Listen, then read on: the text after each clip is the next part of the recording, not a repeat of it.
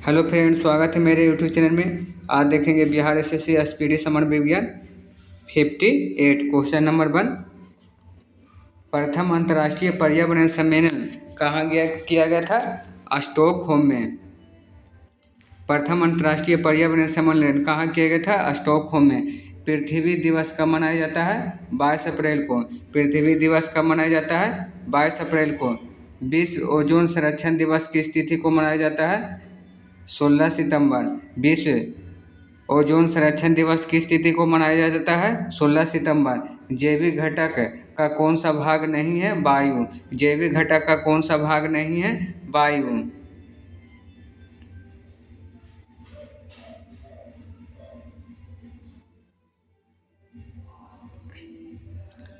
Ozone परत को नष्ट कौन करता है? CFC। ओजोन परत को नष्ट कौन करता है? CFC। प्रथम पृथ्वी सम्मेलन कहाँ पर की गई थी? रियो डी जेनेरियो में। प्रथम पृथ्वी सम्मेलन कहाँ पर की गई थी? रियो डी जेनेरियो में। क्योटो सम्मेलन कब हुआ था? 1997 में। क्योटो सम्मेलन कब हुआ था? 1997 में। पारा प्रदूषण से प्रभावित अंग कौन सा है? मस्तिष्क। पारा प्रदूषण से प्रभावित अंग कौन सा है? मस्तिष्क। राष्ट्रीय जल नीति की घोषणा कब की गई थी? 2002 में। राष्ट्रीय जल नीति की घोषणा कब की गई थी? 2002। ओजोन परत के संरक्षण से संबंधित मॉन्ट्रियल सम्मेलन कब किया गया था? 16 सितंबर 1987। ओजोन परत के संरक्षण से संबंधित मॉन्ट्रियल सम्मेलन कब किया गया था? 16 सितंबर 1987। राष्ट्रीय वन नीति की कब लागू किया गया था? 1988। राष्ट्रीय वन नीति कब लागू किया गया था? 1988 में। परितंत्र शब्द का प्रयोग सर्वप्रथम किसने किया था? एजी टांसले ने। परितंत्र शब्द का प्रयोग सर्वप्रथम किसने किया था? एजी टांसले ने। भोपाल की यूनियन कार्बाइड फैक्ट्री में मिथाइल आइसोसाइनेट गैस का रिसाव कब हुआ था? 1984 में। भोपाल की यूनियन कार्बाइड फैक्ट्री में मिथाइल आइसोसाइनेट गैस का रिसाव कब हुआ था? 1984 में। सर्वाधिक अस्थायी परिस्थिति कौन सा है? महासागर। सर्वाधिक अस्थायी परिस्थिति कौन सा है? महासागर।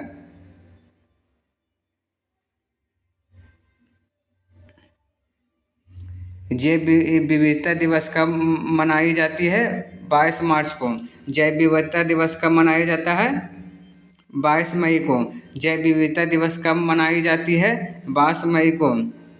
पर्यावरण की कार्यात्मक इकाई क्या है? परितंत्र। पर्यावरण की कार्यात्मक इकाई क्या है? परितंत्र। नदियों में जल प्रदूषण की माप किसके माध्यम से की जाती है?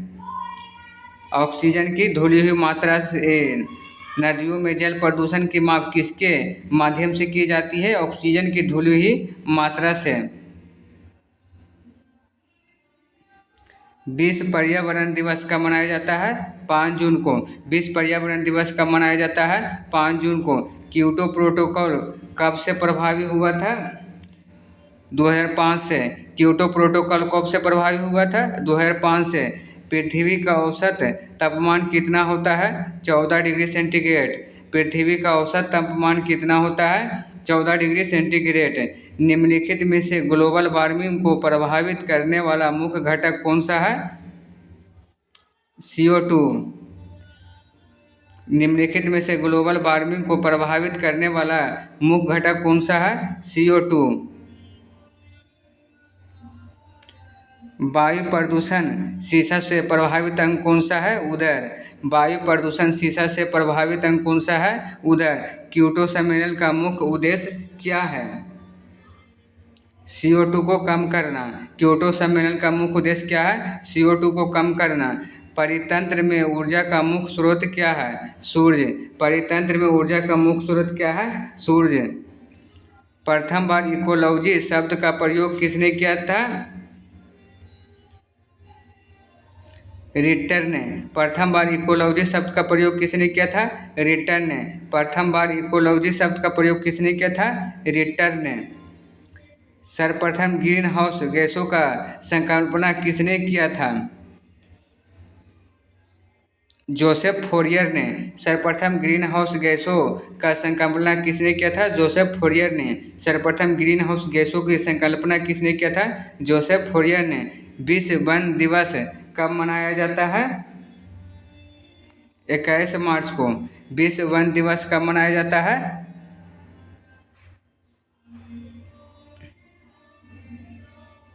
21 मार्च को। विश्व वन दिवस कब मनाई जाती है? 21 मार्च को। विलुप्त हो रहे प्राणियों का संबंध किससे है? रेड डाटा बुक से। विलुप्त हो रहे प्राणियों का संबंध किससे है? रेड डाटा बुक से। विश्व जल दिवस कब मनाया जाता है? 22 मार्च को। विश्व जल दिवस कब मनाई जाती है? 22 मार्च को। भारत सरकार ने पर्यावरण संरक्षण अधिनियम कब लागू किया गया था? 1986 में। भारत सरकार ने पर्यावरण संरक्षण अधिनियम कब लागू किया था? 1986 में। विश्व पर्यावरण संरक्षण दिवस कब मनाया जाता है? 26 नवंबर को। विश्व पर्यावरण संरक्षण दिवस कब मनाया जाता है? 26 नवंबर को।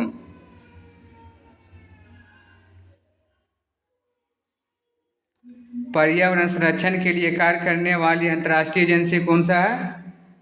Green peas.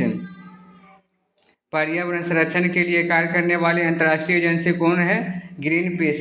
राष्ट्रीय पर्यावरण अनुसंधान केंद्र कहाँ स्थित है? नागपुर। राष्ट्रीय पर्यावरण अनुसंधान केंद्र कहाँ स्थित है? नागपुर। राष्ट्रीय पर्यावरण नीति की घोषणा कब किया गया था? 2004 में। राष्ट्रीय पर्यावरण नीति की घोषणा कब की गई थी? 2004 में। पारिस्थितिकी विज्ञान केंद्र कहाँ स्थित है? बेंगलुरु में। पारिस्थितिकी विज्ञान केंद्र कहाँ स्थित है? बेंगलुरु में। संगमरमर से निर्मित ऐतिहासिक इमारतों को सबसे अधिक हानि कौन पहुंचाता है? SO2। संगमरमर से निर्मित ऐतिहासिक इमारतों को सबसे अधिक हानि कौन पहुंचाता है? SO2।